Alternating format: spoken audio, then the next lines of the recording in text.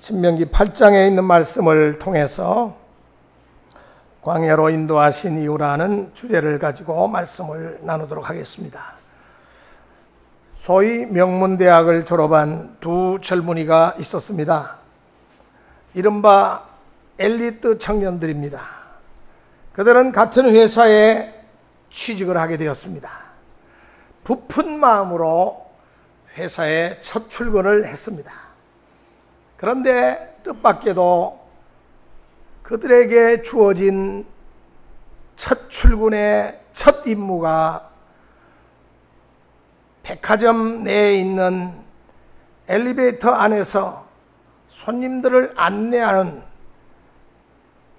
엘리베이터 걸이 아니라 엘리베이터 보이 역할을 하는 일이었습니다.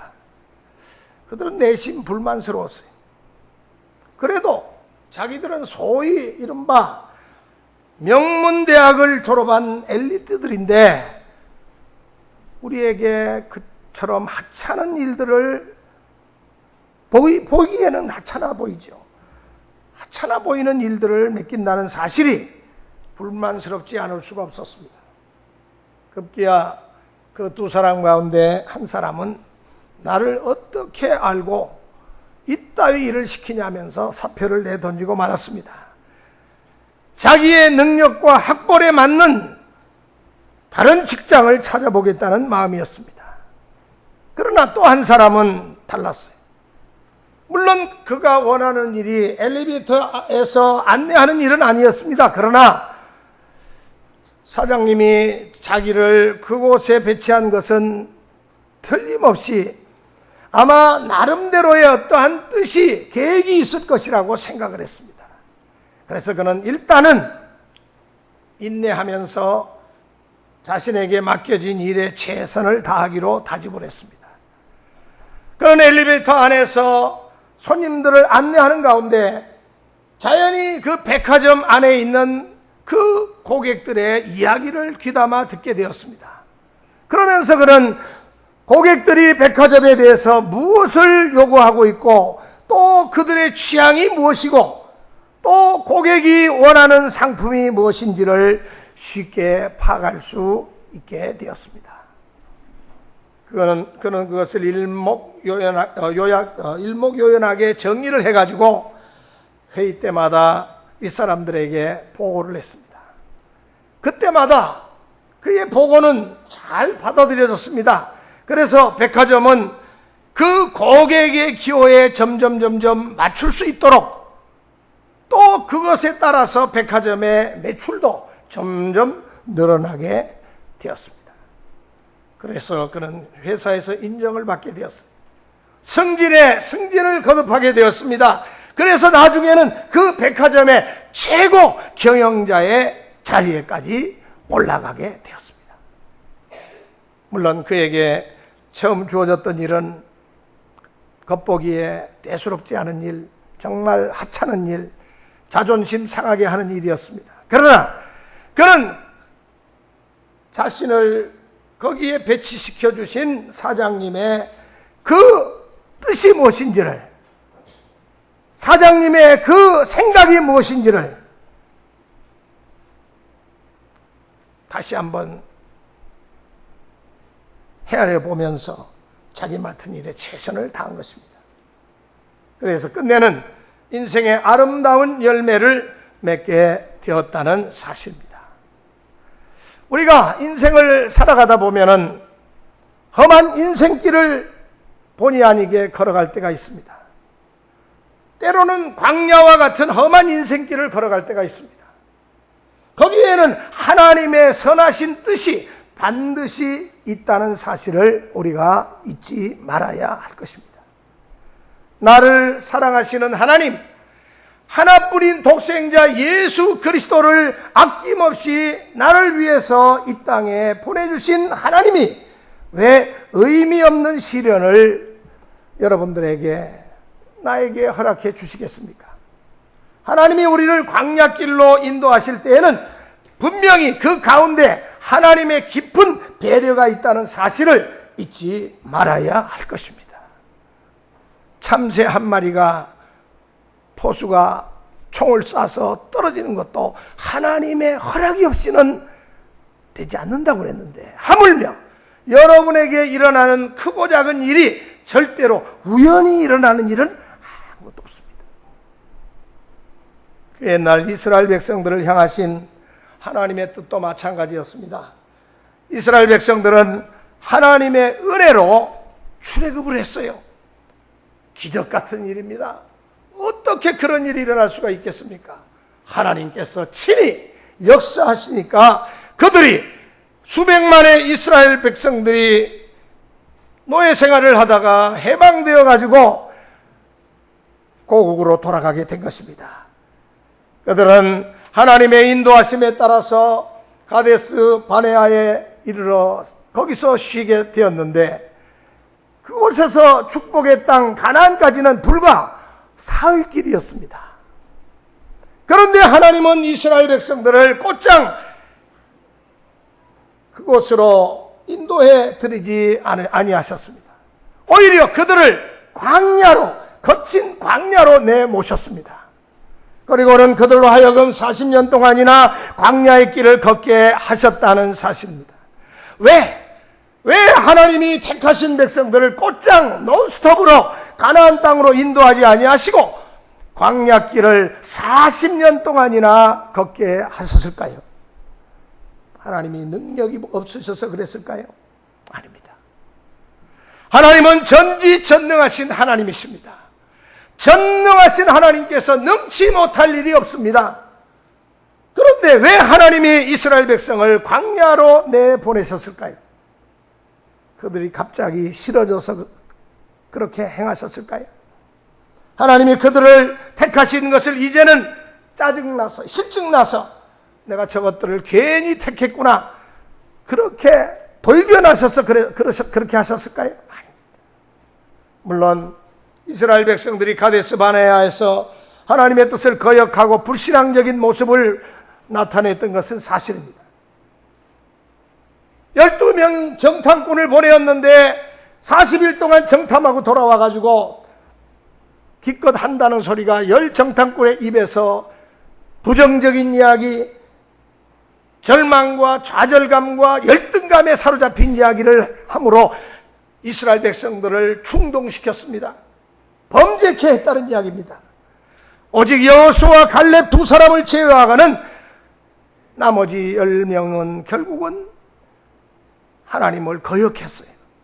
하나님께서 내가 가나안을 너희에게 주노라, 가나안에 거하고 있는 이 가나안 족속들을 너희 손에 붙이노라, 그들을 다 너희들이 물리칠 것이다 라고 약속하셨음에도 불구하고 겉보고 아이고 대단한 사람들이 사네, 자이언트들이 사네, 저들은 네피림의 후손들 같아, 아낙 자손들, 기골이 장대한 아낙 자손들을 보고는 그만 기가 꺾였어요. 그러면서 한다는 소리가 저들에 비하니까 우리는 메뚜기 같더라고, 그러면서 이 메뚜기 컴플렉스에 빠졌어.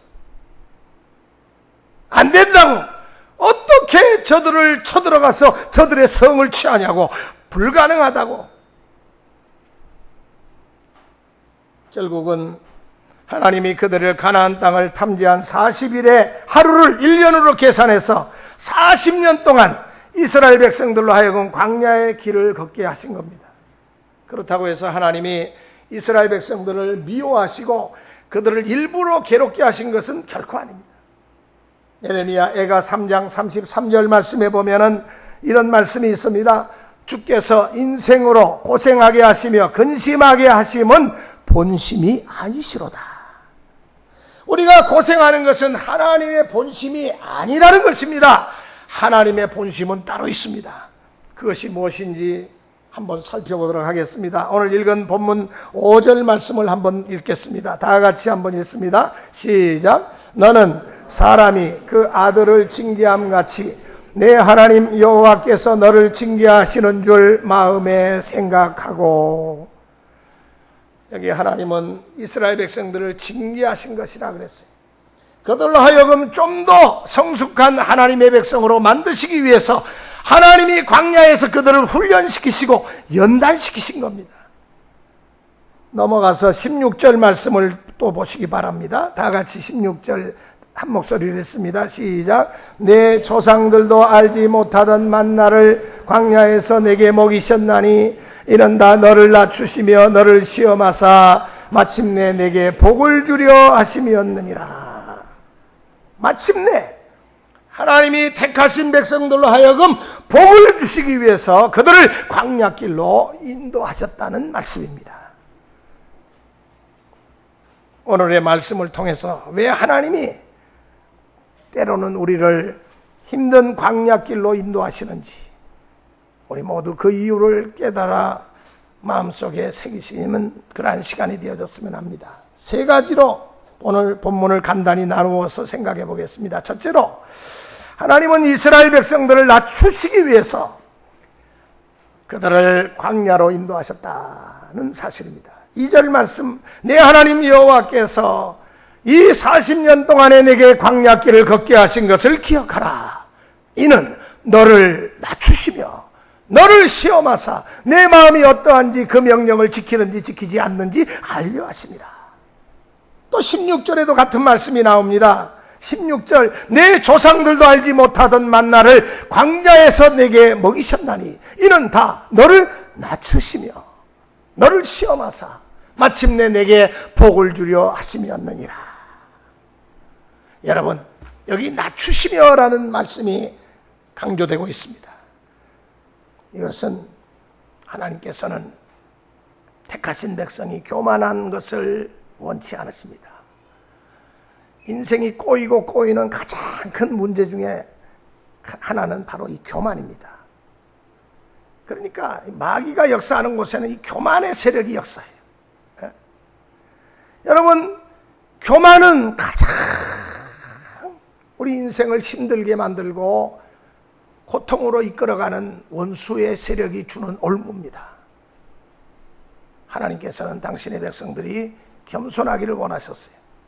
하나님은 언제나 겸손한 자에게 은혜를 베풀어 주신다고 했습니다. 하나님은 교만한 자를 대적하신다고 했습니다. 교만을 반드시 꺾어버리시겠다고 말씀하십니다. 따라서 우리가 하나님 앞에서 겸손하면 우리는 언제나 온유하신 하나님을 만날 수가 있습니다. 은혜로우신 하나님을 대면할 수가 있다는 말씀입니다. 그러나 우리가 하나님 앞에서 교만하면 하나님은 우리를 대적하십니다. 우리를 향해서 싸우십니다. 우리는 진노하시는 하나님을 만날 수밖에 없는 것입니다. 교만함으로.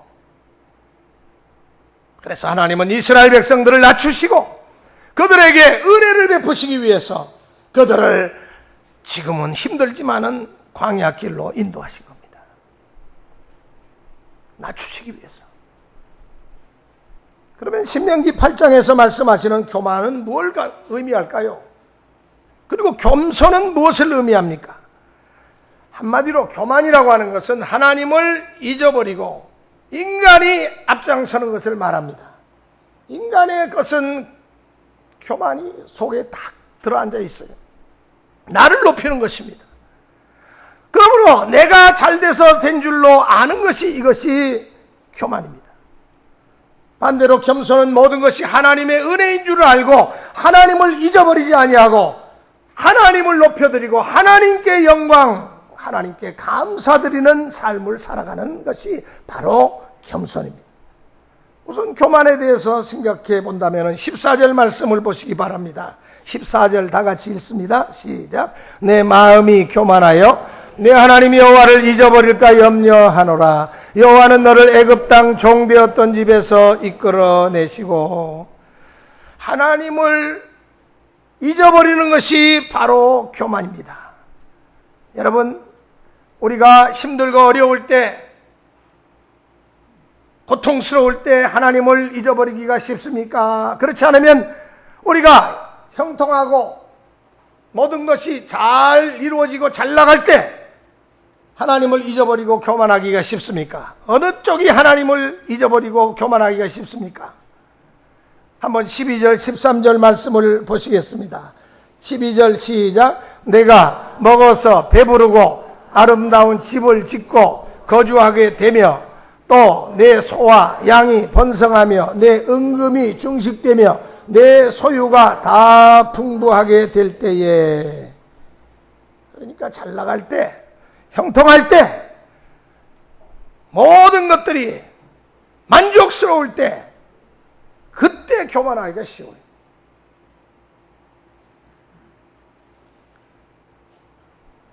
우리가 무엇인가 잘되고 형통하고 풍부할 때 오히려 하나님을 잊어버리기가 쉽습니다. 그 이유가 뭡니까? 17절 말씀입니다. 17절 시작. 그러나 내가 마음에 이르기를 내 능력과 내 손의 힘으로 내가 이 재물을 얻었다 말할 것이라. 자기가 잘나서 잘된 줄로 생각하기가 쉽다는 겁니다. 하나님의 은혜를 잊어버리고 내가 잘나서 잘된 줄로 교만에 빠지게 된다는 사실이에요. 반대로 겸손은 내가 형통할 때 모든 것이 하나님의 은혜입니다. 하나님이 지켜주시고 보호해 주시고 하나님께서 도와주셨기 때문에 이 모든 것들이 이루어졌습니다. 하나님을 잊지 않고 하나님께 감사하는 것입니다. 여러분, 이 땅에서도 잘되고 형통하고 부자 되기 원하십니까? 18절 말씀을 보세요. 다 같이 시작. 내 하나님 여호와를 기억하라. 그가 내게 재물 얻을 능력을 주셨음이라. 이같이 하시면 내 조상들에게 맹세하신 언약을 오늘과 같이 이루려 하심이니라. 이 상반절에 여호와 그가 내게 재물 얻을 능력을 주셨습니다. 여러분, 재물 얻을 능력과 기회 하나님이 주신다는 말씀입니다. 우리는 하나님의 은혜로 우리의 삶이 형통하게 된 줄로 알고 하나님께 오늘도 감사, 찬송, 영광을 돌려야 될 줄로 믿습니다. 사랑하는 성도 여러분, 이제 벌써 2014년도 상반기가 지나가고 이제 7월 달도 또 지나가고 있습니다. 여기까지 지나온 것 주의 것인 은혜와 사랑을 힘입고 우리가 믿음 안에서 상반기를 지냈습니다. 하나님 감사합니다. 하나님이 축복해 주셨기 때문에 지금까지 모든 것이 문제없이 잘 이루어졌어요. 미국 사람들이 지금까지 모든 것이 잘 이루어졌다고 말할 때 so far so good이란 말을 씁니다. so far so good, 지금까지 문제없다, 잘 됐다 이 말이죠. 여러분, 지난 상반기 여러분의 삶이 형통하셨습니까? 내가 잘나서 여기까지 온 것이 아닙니다. 우리는 모든 것이 하나님의 은혜인 줄 알고 하나님을 기억하고 하나님께 감사와 찬송과 영광을 돌리시는 우리 믿음의 식구들이 되시기를 주의 이름으로 축원합니다. 우리에게 있어서 형통은 감사의 조건이 되어야지 그것이 교만의 원인이 되어서는 안 된다는 사실입니다. 차라리 가난했더라면 겸손했을 텐데 부유해서 성공해서 교만에 빠져버리는 사람들이 있습니다. 그 사람들은 아주 불행한 사람들입니다. 왜 하나님이 우리의 교만을 그토록 싫어하실까요? 다른 죄는 하나님 앞에서 벌벌 떨면서 다 도망갑니다. 그런데 이 교만죄만큼은 도망가지 않아요. 하나님을 대적합니다. 바로 교만죄가 그렇습니다. 애굽왕 바로가 그랬고, 여러분, 바로가 출애굽할 당시에 모세가 아론이 가서 계속해서 내 백성을 내놓으라고 이야기하면은 하나님이 그러셨다 그러면은 그 하나님이 도대체 누군데? 나 그 하나님 몰라. 하나님을 대적합니다. 마음이 강팍해져서 계속해서 하나님을 대적합니다. 그게 바로 교만죄입니다. 아기 예수를 죽이려고 했던 헤롯 임금이 바로 이 교만한 사람이었습니다. 바벨론의 여러 왕들이 다 교만한 사람들이었어요. 예수님 당시에 대제사장, 서기관들, 바리새인들, 사두개인들 다 교만해서 예수 그리스도를 십자가에 못 박아 버렸지 않습니까? 그래서 유대인들이 예수님을 십자가에 못 박았기 때문에 빌라도에게 나는 죄 없다, 내 손을 씻겠노라, 그 죄를 우리와 우리 자손들에게 돌리소서. 오늘날까지 유대인들이 얼마나 세계의 여러 민족들이 유대인들을 미워하는지 몰라요. 아리안족인 독일인들은 특별히 유대인들을 미워했어요. 아주 씨를 말리려고 생각했어요.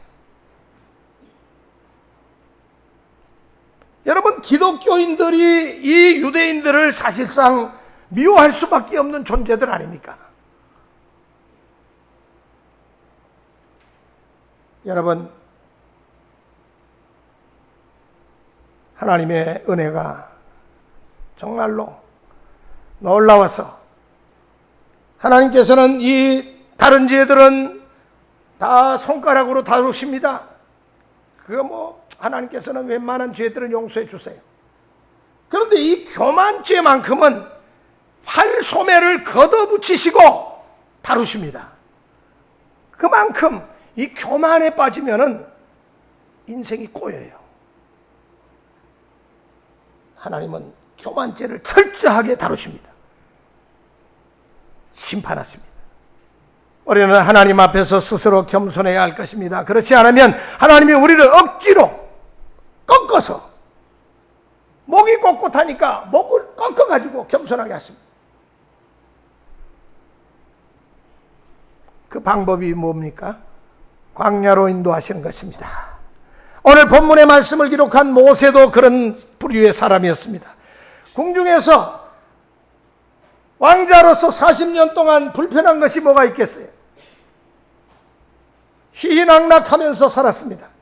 하나님을 잊고 지냈습니다. 혈기와 자만심으로 가득 찼습니다. 그와 같은 모세를 하나님은 미디안 광야로 내모셨습니다.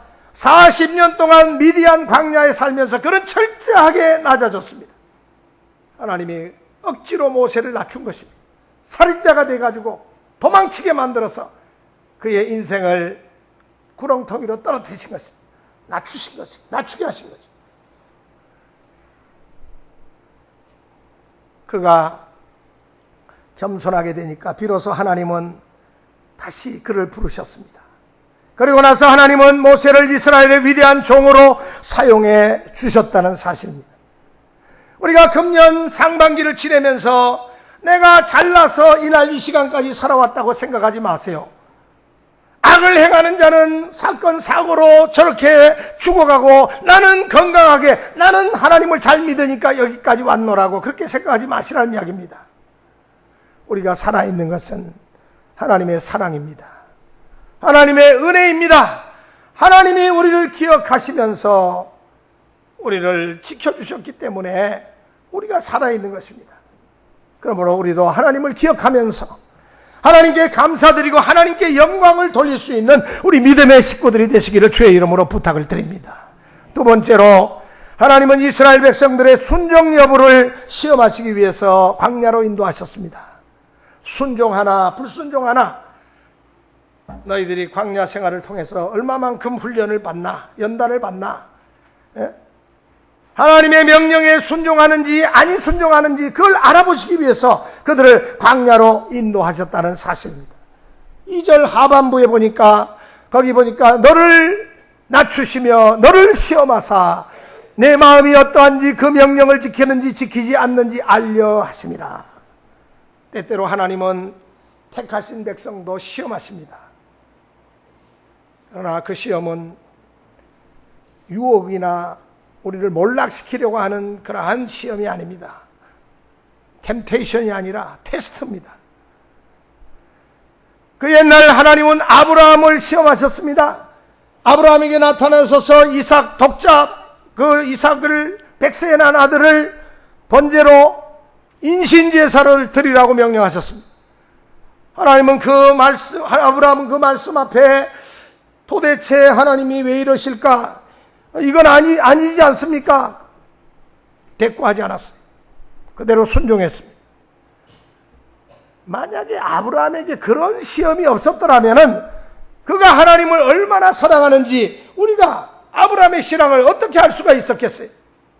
하나님의 명령에 순종한 아브라함은 여호와 이레의 축복을 받을 수가 있었고 오늘 우리들에게 믿음의 조상이라고 하는 영광스러운 칭호를 받게 되었습니다.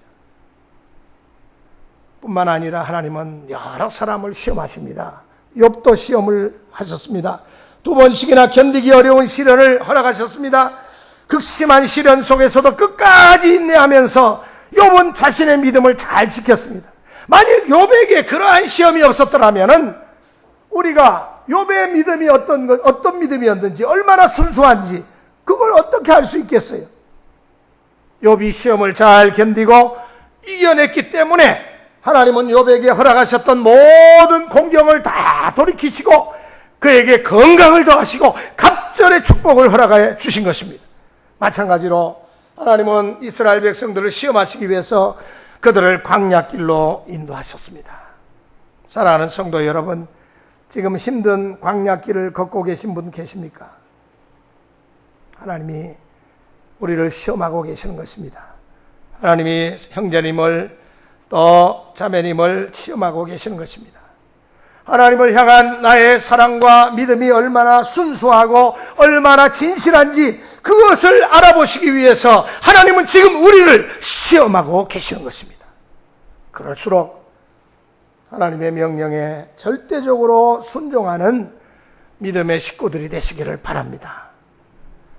이 나라의 정치, 경제, 사회, 치안이, 교육이 점점 더 어려워지고 있습니다. 힘들다, 못 살겠다, 죽겠다 이런 말을 하는 사람들이 점점 많아지고 있습니다. 오늘 그런 분들에게는 오늘 본문의 1절 말씀을 읽어주시기 바랍니다. 1절 다 같이 한번 읽겠습니다. 시작. 1절 시작. 내가 오늘 명하는 모든 명령을 너희는 지켜 행하라. 그리하면 너희가 살고 번성하고 여호와께서 너희의 조상들에게 맹세하신 땅에 들어가서 그것을 차지하리라. 우리가 하나님의 말씀에 순종해서 살면은 사는 역사가 일어납니다. 번성하는 역사가 일어난다는 말씀입니다. 축복의 땅이 우리 눈앞에 활짝 열리게 된다는 사실입니다. 성경에는 그런 케이스가 너무너무 많아요. 너무너무 많아요. 광야길을 걷는 것처럼 오늘 우리의 삶이 너무 힘들고 고달픈 삶을 살아가고 계십니까? 그럴수록 하나님의 명령에 더욱더 순종하시기 바랍니다. 우리에게는 믿지 않는 사람과 달리 사는 역사가 있습니다. 우리의 삶이 번성하게 되는 일이 우리에게는 예비되어 있습니다. 축복의 땅에 들어갈 수 있는 길이 우리에게는 열려 있습니다. 하나님의 명령에 순종함으로써 놀라운 축복의 역사를 다 누리고 살아가시는 우리 믿음의 식구들이 되시기를 바랍니다. 마지막으로 하나님은 이스라엘 백성들로 하여금 하나님만 전적으로 의지하게 만드시기 위해서 그들을 광야로 인도하셨습니다. 3절 말씀을 다시 한번 읽겠습니다. 3절 시작. 너를 낮추시며 너를 줄이게 하시며 또 너로 알지 못하며 내 조상들도 알지 못하던 만나를 내게 먹이신 것은 사람이 떡으로만 사는 것이 아니요 여호와의 입에서 나오는 모든 말씀으로 사는 줄을 내가 알게 하려 하심이니라. 하나님께서는 사람이 떡으로만 살지 못한다고 말씀하십니다. 떡으로만 살겠다고 하는 것은 자기 힘으로 자기 의지와 자기 노력과 자기 지식만 가지고 자기를 의지하며 살겠다는 이야기입니다. 그러나 하나님의 입에서 나오는 모든 말씀으로 우리는 살아가는 존재라는 사실을 아는 사람은 나 인간 자신을 의지하지 않고 전적으로 하나님만을 의지하게 되는 것입니다. 하나님은 이스라엘 백성들로 하여금 이것을 깨닫게 하시기 위해서 그들을 광야로 인도하시는 것입니다. 하나님은 그들을 그렇다고 해서 유기하신 것이 아닙니다. 버리신 것이 아닙니다. 그들이 굶주렸을 때 하나님은 하늘에서 만나를 내리셔서 그들을 먹이셨습니다. 여러분, 만나는 땅의 소산물이 아닙니다. 내가 힘들게 농사지어가지고 수확한 양식이 아니란 이야기입니다. 하나님이 하늘에서 내려주신 하늘의 음식입니다. 그들이 배고플 때 하나님이 먹여주십니다. 그들이 목마를 때 반석에서 생수가 솟아나게 하십니다. 그들의 가란 목을 죽여주십니다. 또 갈 길을 알지 못하는 이스라엘 백성들을 위해서 낮에는 구름기둥, 밤에는 불기둥으로 하나님께서 저들의 발걸음을 친히 인도해 주셨습니다. 그리고 4절에 있는 말씀처럼 그들이 광야길을 40년이나 헤매는 동안에 하나님은 그들의 의복이 헤어지지 않게 하셨고 그들의 발이 부르트지 않게 해주셨습니다. 하나님은 그들의 건강까지도 다 책임져 주셨다는 말씀입니다. 그들에게 자신의 힘을 의지하지 말고 오직 하나님만 의지하면 산다는 것을 깨닫게 하기 위해서 하나님은 이스라엘 백성들을 광야로 인도해 주신 것입니다. 여러분, 오늘의 삶이 힘들고 어려우십니까? 그럴수록 나를 의지하지 마시고 순간순간마다 믿음의 주에 온전케 하시는 주님을 바라보시면서 주님을 의지하시기 바랍니다. 하루는 유치원에 다니는 꼬맹이가 5살 난 꼬맹이가 아파트 베란다에서 놀고 있었습니다. 그런데 그만 아이가 베란다 쪽에서 그만 발이 미끄러져 가지고 그 난간 그 베란다 그 철장 사이로 빠져버렸어요. 떨어졌습니다. 불행 중 다행히 아이가 그 찰나에 난간의 그 철장을 꽉 잡았습니다. 아이는 떨어지지 않기 위해서 남자아이가 안간힘을 쓰고 있었습니다. 그렇지만 시간이 가면 갈수록 손목에 힘이 빠지니까 절체절명의 위기 순간이 다가오고 있습니다. 이건 놓치기만 하면 10층이니까 저 아래로 곤두박질 칠 게 뻔합니다. 그때 이 아이가 소리를 지릅니다. 고함을 지릅니다. 나 살려줘요. 아빠, 나 살려줘요. 아버지가 아이의 고함 소리를 듣고 놀라서 안방에서 뛰쳐나왔습니다. 아이가 보니까 그 난간을 붙들고 철장을 붙들고 아주 위기의 일촉즉발의 순간이에요. 아이가 힘이 빠져 떨어지려고 할 때 그 아버지가 그 아이의 팔을 넙적 잡았습니다. 여러분, 아버지의 큰 손으로 그 연약한 아이의 팔을 덥석 잡은 겁니다. 아이가 힘이 빠져서 떨어지려고 하는 순간에 아버지의 그 강한 손이 이 아이의 그 연약한 손을 꽉 잡은 겁니다. 여러분, 생각해 보시기 바랍니다. 아이가 자기 힘으로 난간에 철장을 쥐고 있을 때가 안전합니까? 그렇지 않으면 아이가 아버지의 손에 잡혀 있을 때가 더 안전합니까? 아버지의 손에 잡혀 있을 때가 안전합니다. 마찬가지입니다. 내가 내 손으로 무엇을 잡았다, 무엇을 쥐었다고 해서 안전한 것이 절대 아닙니다. 내가 하나님의 능력의 손에 잡혀 있을 때 그때가 제일 안전한 것입니다. 내가 쥐었다고 해서 그게 다 내가 되는 게 아니에요. 엄청난 물질을 갖고 있지만은 나중에 갑자기 병들어서 갑자기 교통사고로 죽는 사람들을 제가 여러 사람 봤어요. 그거 내 거 아닙니다.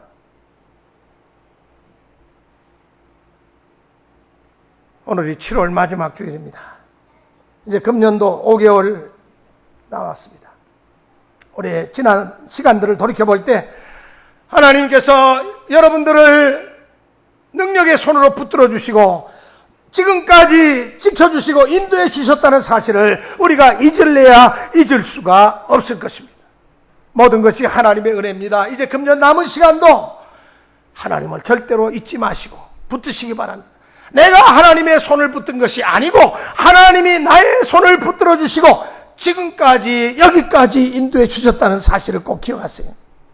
우리는 때때로 하나님을 잊어버리고 살 때도 많습니다. 그러나 하나님은 결코 우리를 잊어버리지 아니하십니다. 하나님은 늘 여러분과 저를 기억해 주시면서 생각해 주고 계십니다. 세상 끝날까지 내가 너희와 함께 하리라고 약속하셨습니다. 내가 하나님을 사랑했다기보다는 하나님이 먼저 나를 사랑하시면서 변함없는 사랑을 늘 보살펴 주셨다는 사실. 때로는 하나님이 우리를 광야의 길로 인도하실 때도 있었습니다. 그러나 거기에는 반드시 하나님의 선하신 뜻이 있다는 사실을 오늘 말씀을 통해서 깨닫게 됩니다. 나를 낮추시기 위해서 광야길로 인도하셨어요. 나를 겸손케 하기 위해서 광야길로 인도하셨어요. 나에게 더 큰 은혜를 베풀어 주시기 위해서 광야길로 인도하셨습니다. 내가 순종하나 하지 않나 순종 여부를 시험하시기 위해서 하나님의 명령대로 살면 복을 받는다는 사실을 다시 한번 일깨워 주시기 위해서 나를 시련의 길로 인도해 주셨다는 사실입니다. 그리고 나로 하여금 세상을 바라보지 아니하고 하나님을 바라보게 하시기 위해서 매 순간순간마다 의식적으로 하나님을 바라보고 믿음의 주 온전케 하시는 주님 안에서 계획하고 생각하고 경영하는 일마다 때마다 하나님의 놀라우신 손길을 펴주셔서 우리를 강하게 하시기 위해서, 그러므로 나의 몸을 의지하지 마시고 전적으로 하나님만 의지하기 위해서 하나님께서 우리를 광야길로 인도해 주셨다는 사실을 기억하시면서 우리 마지막 16절을 보고 기도하시겠습니다. 마지막 16절입니다. 시작. 내 조상들도 알지 못하던 만나를 광야에서 내게 먹이셨나니 이는 다 너를 낮추시며 너를 시험하사 마침내 내게 복을 주려 하심이었느니라. 지금까지 우리의 손을 붙드신 하나님은 앞으로도 변함없이 우리의 손을 붙들어 주실 것입니다. 축복의 땅, 약속의 땅, 영적인 가나안 복지에 들어갈 수 있도록 우리를 이끌어 주실 것입니다. 사람은 떡으로만 사는 존재가 아닙니다. 하나님의 입으로 나오는 모든 말씀으로 사는 존재인 것을 오늘 우리에게 일깨워 주셨습니다. 하나님의 명령에 순종하면서 늘 하나님 앞에서 겸손하게 하나님이 우리를 향하신 주의 뜻을 깨닫고 더 예비하신 큰 복을 받아 누리는 우리 모두가 되시기를 바랍니다. 우리 1분간 통성으로 기도하시겠습니다. 주신 말씀을 생각하면서 기도합니다. 하나님 아버지, 오늘도 저희들을 불러주셔서 주님의 보좌 앞에 나와 기도하며 예배하며 하나님의 말씀 앞에 우리의 길을 열고 하나님이 원하시고 기뻐하시는 뜻이 무엇인지를 깨달아 알게 해주시니 감사합니다. 우리 나가는 길을 주님 인도하여 주시옵소서. 진리의 길로 이끌어 주시옵소서. 생명의 길로 인도하여 주시옵소서. 하나님께서 아버지여 광야길로 인도해 주신 목적이 무엇인지를 분명히 깨달아 하나님의 나라와 하나님의 영광을 위해서 살아가는 우리 믿음의 식구들이 다 될 수 있도록 축복하여 주시옵소서. 할 수 있거든요. 무슨 말이냐?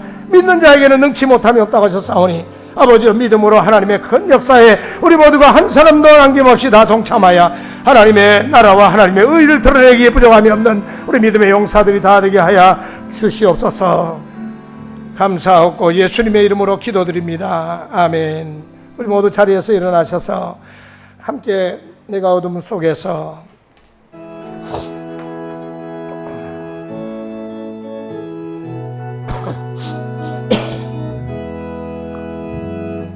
내가 어둠 속에서 헤맬 때에도 주님은 함께 계셔. 내가 시험 당하여 괴로울 때도 주님은 함께 계셔. 기뻐 찬양하네. 할렐루야 할렐루야. 우리 모두 찬양. 할렐루야. 주님 나와 함께 계시네. 내가 은밀한 곳에서 기도할 때도 주님은 함께 계셔. 내가 아무도 모르게 선한 일 할 때도 주님은 함께 계셔. 이거 찬양하네. 할렐루야 할렐루야. 할렐루야. 주님 나와 함께 계시네. 힘이 없고 연약한 사람들에게 주님은 함께 계셔. 세상 모든 형제와 자매들에게 주님은 함께 계셔. 우리 모두 찬양 할렐루야.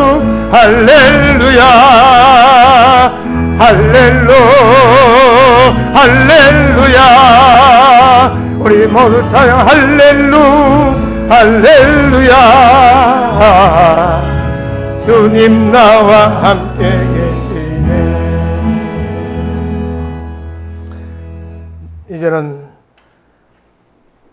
사망의 음침한 골짜기에서 생명의 정상에 우리를 세워주시고 오늘도 할렐루야로 하나님께 영광 돌리게 하신 우리 주 예수 그리스도의 은혜와 성부 하나님의 극진하신 사랑과 성령의 감동감화 위로 충만 임재 교통하심이 힘들고 어려운 광야의 고통 가운데 있다 할지라도 믿음의 주 온전케 하시는 주님 바라보며 말씀 앞에 순종하며 하나님의 뜻이 하늘에서 이루어진 것처럼 우리의 삶의 현장에서 아름답게 성취되기를 확실히 믿고 믿음 가운데 살아가기를 다짐하는 우리 믿음의 성도들 머리 위에, 가정 위에, 직장 위에, 생업 위에, 교회 위에, 자녀 위에 이제로부터 영원토록 함께 하시기를 간절히 축원하옵나이다. 아멘.